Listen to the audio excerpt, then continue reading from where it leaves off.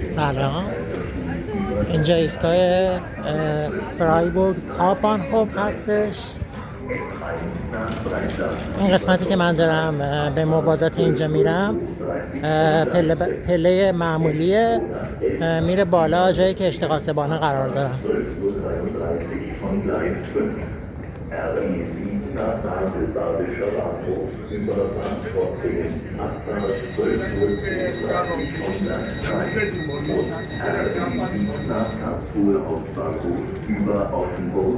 Abfahrt 12:42 von Gleis 1.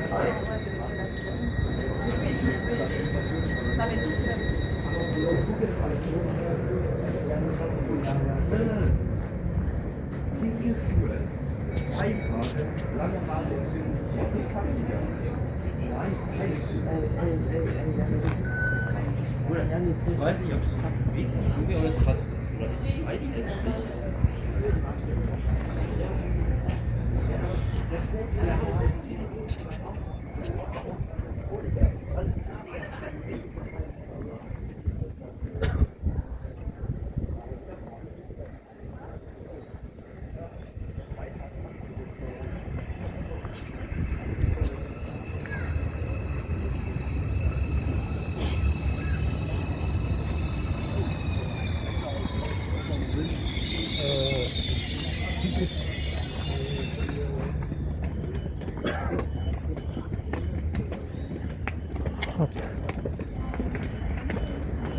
آره، متاسفانه به خاطر مشغولیت شدید کار و درس و چیزهای مختلف نمیرسم جایی متنوع برم.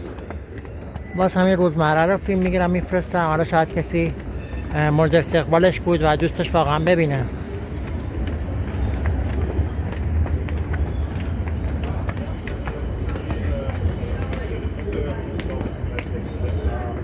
خب اومدیم بالا، چند تا خط داریم. یکی لندواساست که میره سمت خونه من، یکی مساست، یکی هایده. خب سعی میکنم این دفعه خط دیگر رو سوار بشم.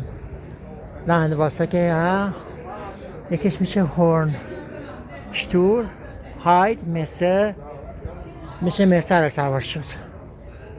از بالای اشتقاسبان هم بگیرم براتون از بالای بانهوف هم براتون بگیرم، میگم اشتقاسبان.